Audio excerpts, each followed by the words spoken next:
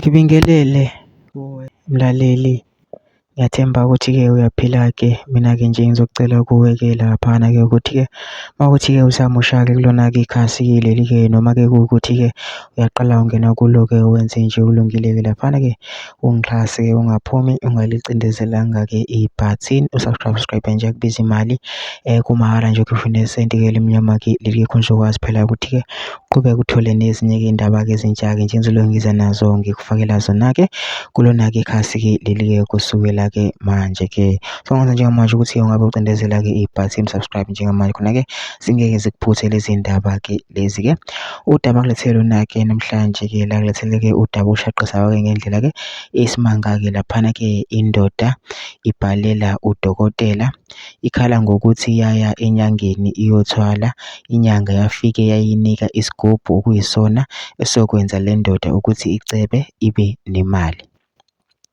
Ithi imali ibingena impela namabhizinisi ayo esedlondlobala esimama impela aya phezulu.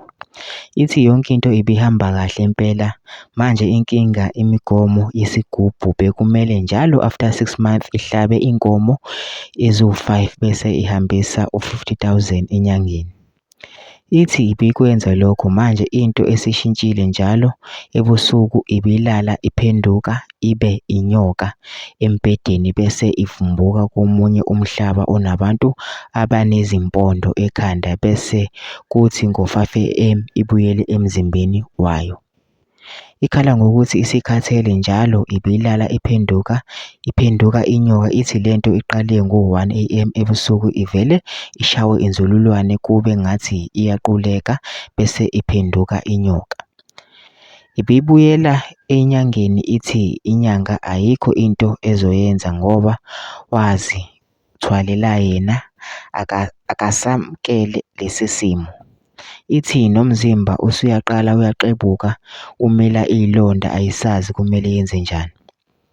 Sizobuye siqhubeke nodaba ukuthi lo mhlaba uvumbuka kuwo kwenzakalani.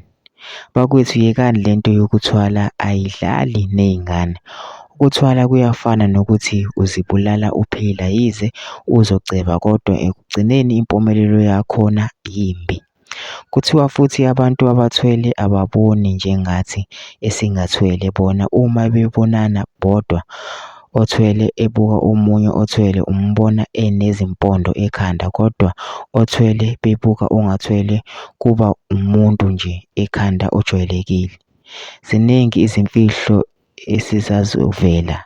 Lena-ke i-post-ke ebeyibhaliwe-ke lapha ku-Facebook-ke indoda-ke ibithwele-ke laphana-ke ichaza ukuthi-ke yathwala-ke impela-ke isithwalo sayo saphumelela-ke kodwa ekutheni ukuhamba nesikhathi-ke yase-ke isishintsha-ke iba inyoka. Njalo uma-ke ilala-ke yona-ke ebusuku iyashintsha ibe inyoka ivele komunye umhlaba-ke ibone-ke abantu abahlukile abanezimpondo ukuthi ekuseni ngo-5-ke ibuyele-ke esimweni-ke laphana siyachaza-ke lento ukuthi-ke ayisathandi-ke manje-ke isize-ke iyaxebuka iba-ke nezilonda-ke laphana-ke lo wamthwalisa-ke usethi ngeke kwenzeke ngoba akamfosanga ukuthi-ke athwale-ke wazithwalela ngokuthanda kwakhe. Sekunzima-ke ukuphuma-ke laphana-ke. Mina ngicela lapha ngama-comment section-ke uyishiye uvo lwakho ukuthi na-ke uyibona kanjani lento yokuthwala-ke laphana-ke, ubhale kuma-comments-ke bese wenza okulungile nje ungixhase-ke, ungaphumi ungalicindezelanga-ke ibhathini usubscribe nje kubiza imali kumahhala nje ukhiphe nesenti elimnyama-ke leli